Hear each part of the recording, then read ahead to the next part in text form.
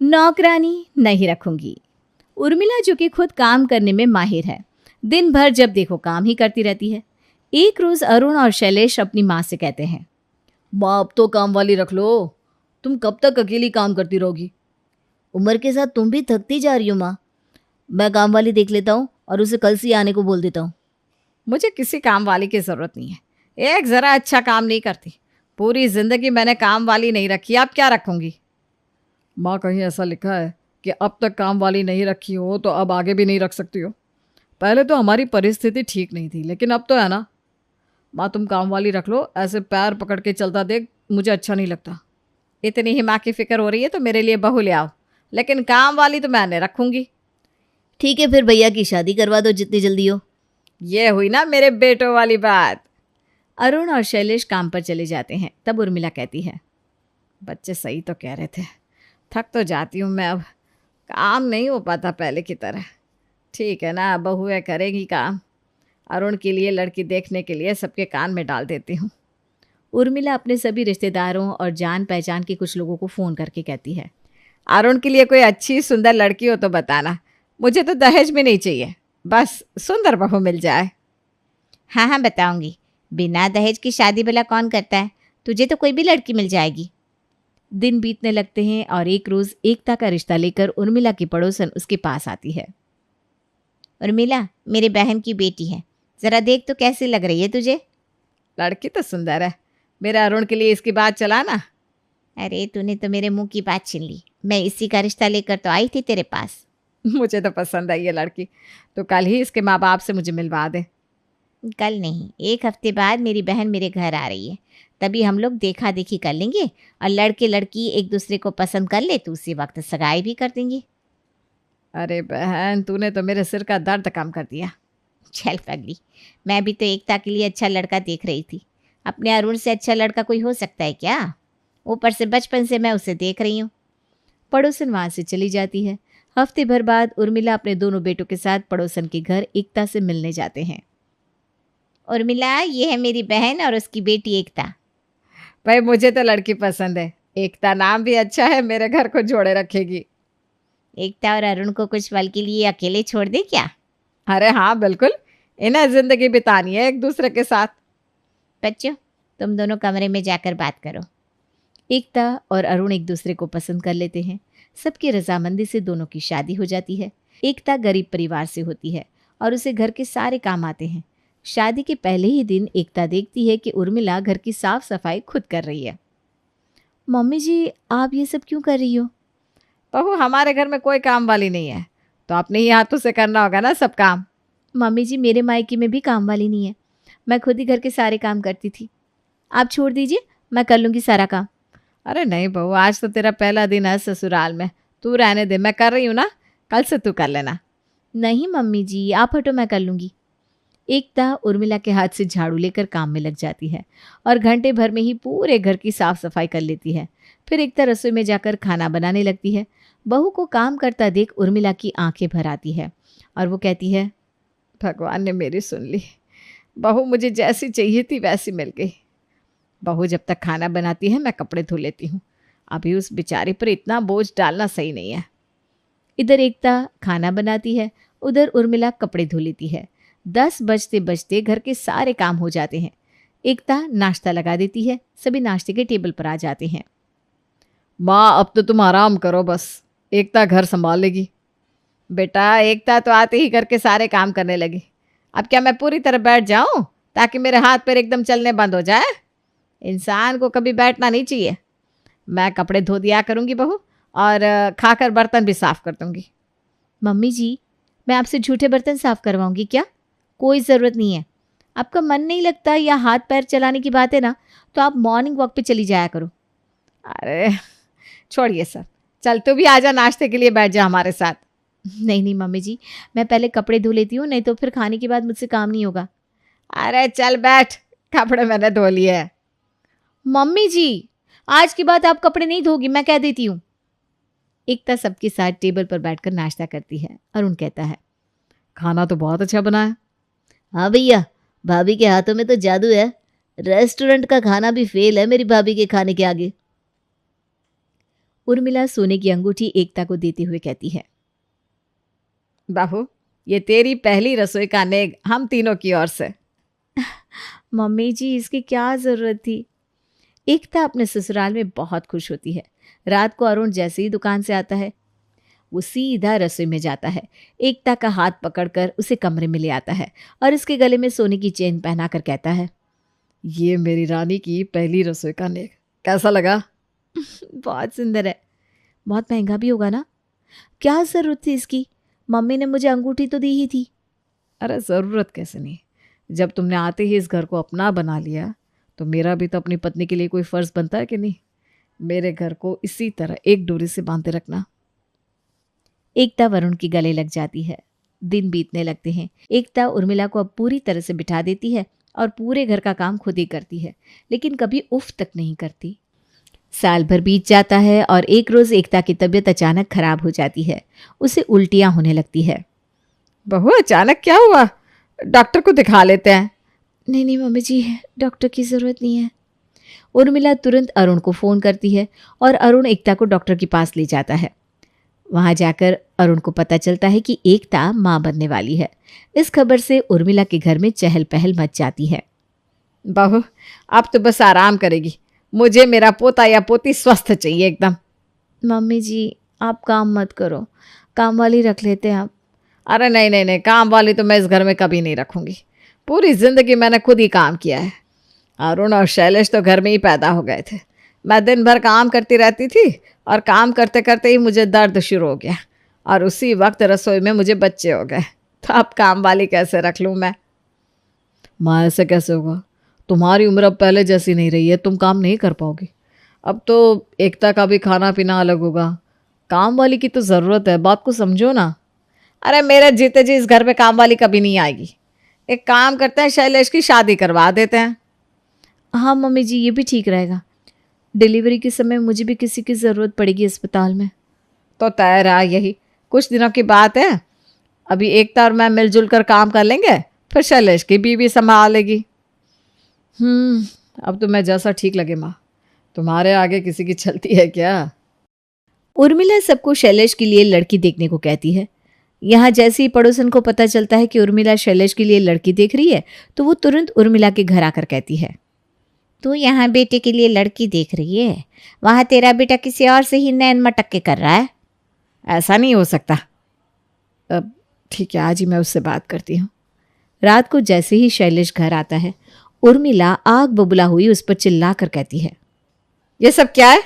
तेरा चक्कर चल रहा है क्या? इस तरह की हरकत मेरे घर में किसी ने नहीं की है। तेरी शादी वहीं होगी जहां मैं कहूँगी। माँ, मैं नैना से प्यार करता हूँ और उसी से शादी करूंगा, वरना कुंवारा रहूंगा। उर्मिला शैलेश पर हाथ उठाने लगती है। तभी अरुण उर्मिला को रोकते हुए कहता है, माँ क्या कर रही हो? आजकल सब लव मैरिज करते हैं। हमें तो खुश होना चाहिए कि हमें लड़की ही नहीं ढूंढनी पड़ेगी। वो कोई भी हो, कैसे भी हो, घर आकर वो हमारे सांचे में ढल जाएगी। उर्मिला अपने कमरे में चली जाती है।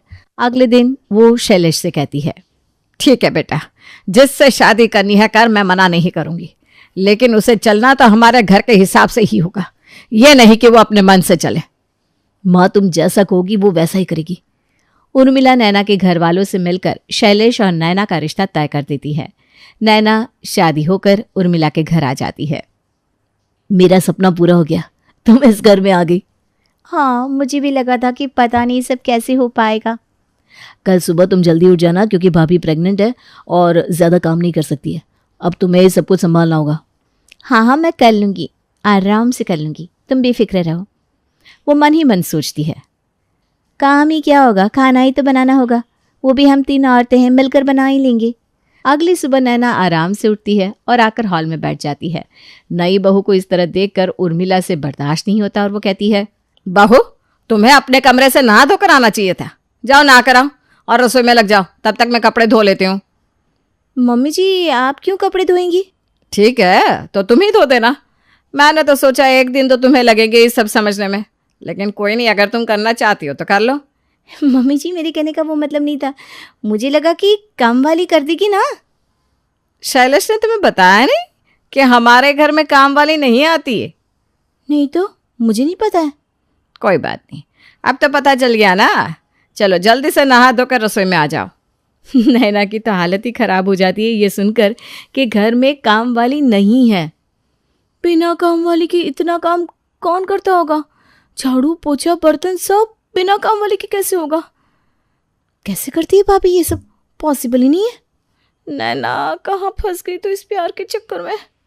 नैना जल्दी से नहा धोकर रसोई में जाती है और एकता से कहती है, भाभी बिना काम वाली के आप काम कैसे करती हो? कैसे क्या, जैसे सब करते हैं। ऐसा भी कोई मुश्किल नहीं है। इस घर में वैसे कुछ भी हो जाए, मम्मी जी कभी भी काम वाली नहीं रखेगी। नैना तुम नाश्ता बना लो। नैना सोचती है, भाभी तो बहुत सीधी है, मैं इस घर में काम वाली ला कर रहूँगी, एक ही दिन में बेहोश हो जाऊंगी और सब डर से काम वाली रख लेंगे। नैना तू है एक नंबर। नैना नाश्ता बनाकर सबको परोसती है। सब खाना खाते हैं तो नैना कहती है, भाभी आपका चौथा महीना चल रहा है ना, अब आपको एकदम रेस्ट की ज़रूरत है। आज के बाद आप एक ज़रा काम नहीं करेगी, बस आराम करेगी। मैं ना एक काम वाली को जानती हूँ, उसे बुला लेती हूँ, वो एक्स्ट्रा सारा काम कर देगी। आते ही अपनी मन मर्जी करने लगी बहू। मैंने क्या कहा था? इस घर में काम वाली नहीं आती और नहीं आएगी। एकता को आराम की ज़रूरत है, ये समझ में आया। पर तू क्या करेगी बैठी बैठी? अभी से ये हालत है तो मेरी उम्र में क्या करेगी? अभी तो बच्चे होने बाकी है। मम्मी जी काम वाली तो रखना बनता ही है ना, सब रखते हैं। सबसे मुझे कोई मतलब नहीं है, यहाँ बस मेरी चलेगी। शैलेश नैना को इशारा करके चुप रहने को कह देता है। उर्मिला नैना को पहली रसोई का नेक देकर वहाँ से चली जाती है। इधर शैलेश नैना को कमरे में ले जाकर कहता है, माँ को कुछ मत कहना। अरे काम ही क्या है, माँ और भाभी तो अकेले ही सब कुछ कर लेती हैं, और अभी माँ तुम्हारे साथ काम कर रही है ना। तुम्हें लगता है काम क्या है? खाना बनाना कितना भारी है और ऊपर से बाकी के इतने काम। अरे यार, एक दो दिन में तुम्हें आदत हो जाएगी इसकी। माँ के सामने मेरी इज्जत बचा लेना, वरना वो तो कह देगी ना, लव मैरिज करके लाया है, मेरे लिए इतना तो कर ही सकती है। तुम भी ना यार। ठीक है, मैं काम वाले के लिए नहीं कहूँगी अब से। एकता अपने कमरे में चली जाती है और आराम करती है। नैना पूरा दिन बैल की तरह काम करके थक जाती है और गुस्से में शैलेश से कहती है, पता होता कि तुम्हारे घर में ऐसा है तो मैं कभी तुमसे शादी नहीं करती। दुखी हो गई मैं तो। अरे तुम ना बिना मतलब के बात का पतंगड़ मना रही हो। शैलेश और नैना लड़ाई करके सो जाते हैं। इस तरह एक हफ्ता बीत जाता है और नैना को बुखार हो जाता है और वो बेहोश होकर गिर जाती है। नैना, नैना तुम्हें तो तेज बुखार है। देवर जी। शैलेश नैना को उठाकर कमरे में ले जाता है और डॉक्टर को बुलाता है। ऐसा है कि थकान के कारण इन्हें बुखार हो गया है। सबकी बॉडी एक जैसी नहीं होती, इन्हें आराम की ज़रूरत है।